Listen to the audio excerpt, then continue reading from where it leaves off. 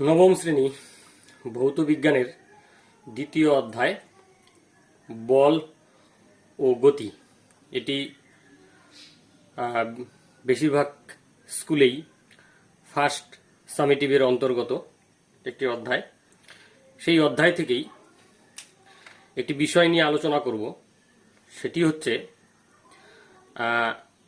লেখচিত্রের সাহায্যে S ইজুগাল two ভিটি সমীকরণটি প্রতিষ্ঠা। তো এখানে এস কি বোঝাচ্ছে?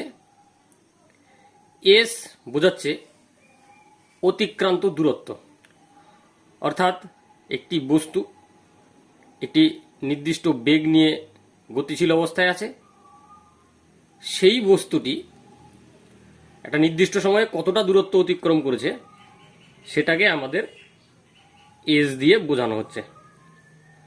এটা হচ্ছে ছোট হাতের এস, ইংরেজি ছোট হাতের এস। ভি কি বোঝাচ্ছে এই সমীকরণের ক্ষেত্রে? ভি হচ্ছে ওই নির্দিষ্ট সময়ে যে বস্তুটি নির্দিষ্ট সময় ধরে একটি দূরত্ব অতিক্রম করলো, সেই বস্তুটির বেগ। এই বেগটিকে ইংরেজি ছোট হাতের ভি দিয়ে বোঝানো হচ্ছে, অর্থাৎ বস্তুটি ভি সমবেগে যাচ্ছে, একই বেগ নিয়ে গতিশীল অবস্থায় আছে, এবং সেই বস্তুটি এই যে সমবেগ ভি নিয়ে যাচ্ছিল, ধরলাম টি সময় ধরে যাচ্ছিল, তাহলে অতিক্রান্ত দূরত্ব হচ্ছে এখানে এস, বস্তুর যে সমবেগ সেটা হচ্ছে ভি, এবং যত সময় ধরে বস্তুটি যাচ্ছিল সেটাকে আমরা বলছি টি। টি হচ্ছে সময় বোঝাচ্ছে। এটিকে আমরা লেখচিত্রের দ্বারা প্রতিষ্ঠা করবো এই সমীকরণটিকে। তাহলে লেখচিত্র যদি বলি, তো লেখচিত্র বলতে আমাদের দুটি অক্ষ থাকবে।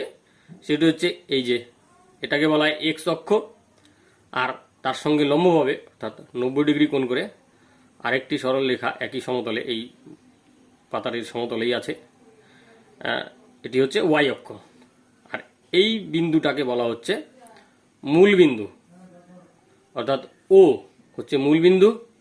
এখানে এক্স দেওয়া আছে, এটাকে বলা হচ্ছে এক্স অক্ষ। এখানে ওয়াই দেওয়া আছে, এটা হচ্ছে ওয়াই অক্ষ। এবার এক্স অক্ষ বরাবর আমরা সময় রাশিটিকে বোঝাবো, অর্থাৎ এই ও বিন্দু থেকে যত আমরা এক্স এর দিকে অগ্রসর হব তত সময় বৃদ্ধি পাবে। এই বৃদ্ধিটাকে এই যে এরকম